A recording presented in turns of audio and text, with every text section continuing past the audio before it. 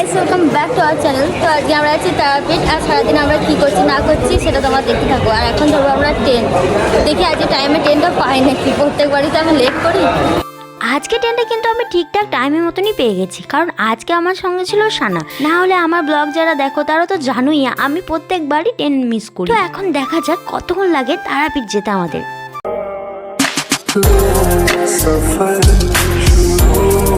ব্যক্তিগতভাবে আমার ট্রেনে জার্নি করতে খুব ভালো লাগে, কারণ জানলা ধারে বসে এই দৃশ্যগুলো দেখতে আমার সত্যি খুবই ভালো লাগে।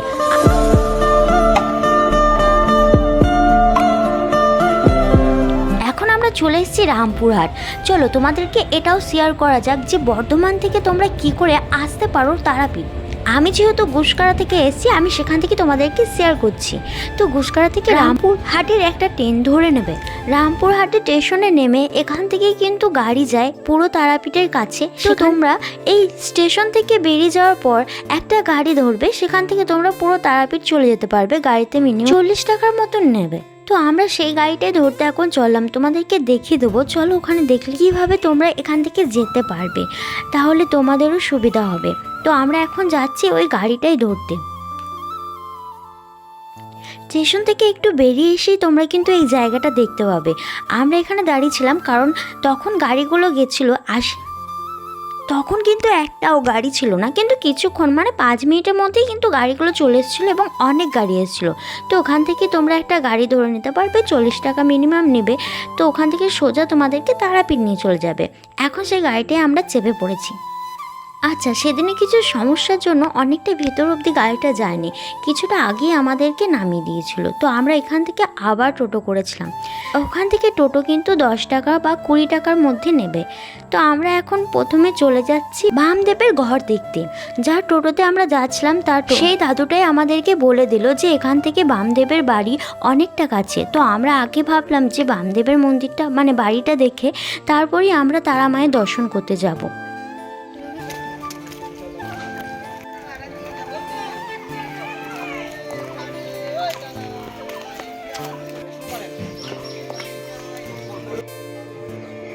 এখন যে মন্দিরটা দেখছো সেটা বামা খেপার বাড়ির সামনে। এটা আগে দেখবে, তারপরে তোমরা কিন্তু ভিতরে যেতে পারবে।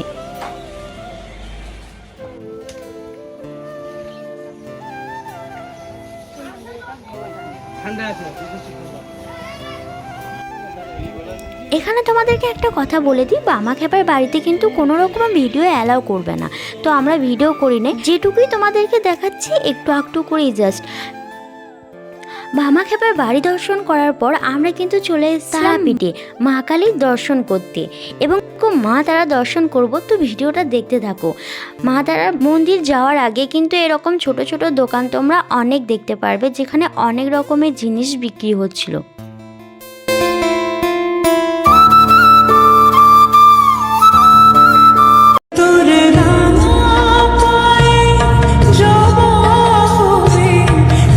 আমরা ফাইনালি চলে এসেছি মা তারার কাছে। এটাই মা তারার প্রবেশ গেট। এদিক থেকে তোমরা চলে যাবে, মা তারা দর্শন পেয়ে যাবে। কিন্তু এখানে পুজোর জন্য কিন্তু অনেক ভিড় থাকে। আমরা পুজোর জন্য পুজোর ডালা নিয়ে চলে এসেছিলাম পুজো দিয়ে, কিন্তু আমরা কোনোভাবে ভেতরে ভিডিও করতে পারিনি, বাইরেই ভিডিও করেছি কারণ ওখানে অনেক ভিড় ছিল।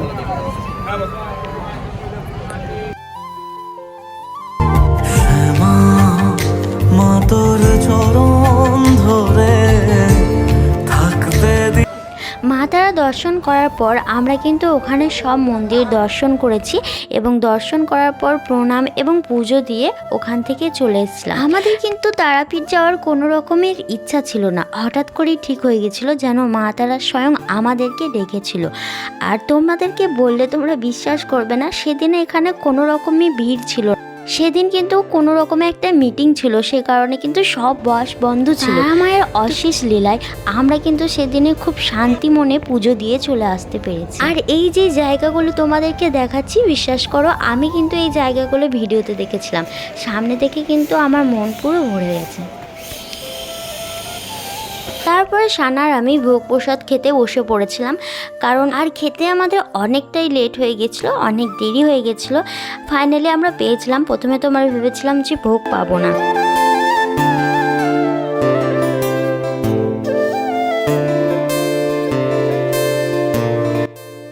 শান্তি করে পুজো দিলাম এবং ভোগ প্রসাদ খেলাম। তারপরে আমরা কিন্তু বেরিয়ে পড়েছিলাম বাড়ির জন্য। ওখান থেকে আমাদের বাড়িটা অনেকটা দূর। আর লাস্টবারের মতন মায়ের মন্দির দর্শন করে নিলাম আর তোমাদেরকেও দর্শন করে দিলাম। তো এবার আমরা কিন্তু বাড়ি চলে যাব এই রাস্তা দিয়ে।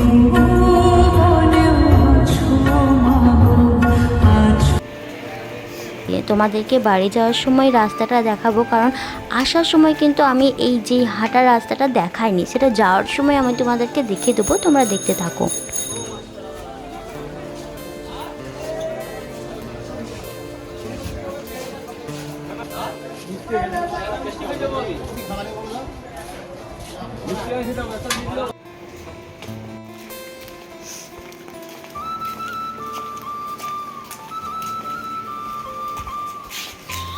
তারা মায়ের মন্দির আসার জন্য কিন্তু এই নদীটা তোমাদেরকে পার হতে হবে, আর সামনে একটা শ্মশান আছে, সেটাও কিন্তু পার হয়ে যেতে হবে।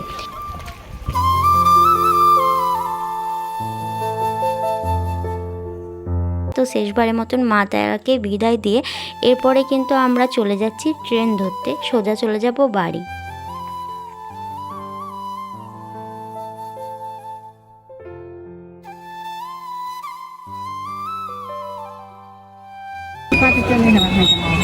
তো গাইস, আজকের ব্লগটা এখানেই শেষ করলাম। ভালো লাগলে সঙ্গে থেকো, পাশে থেকো। আজকের ব্লগটা শুভ্রা এন্ড করলো। তো কেমন লাগলো কমেন্টে জানাবে তোমরা। ভালো থেকো, সুস্থ থেকো।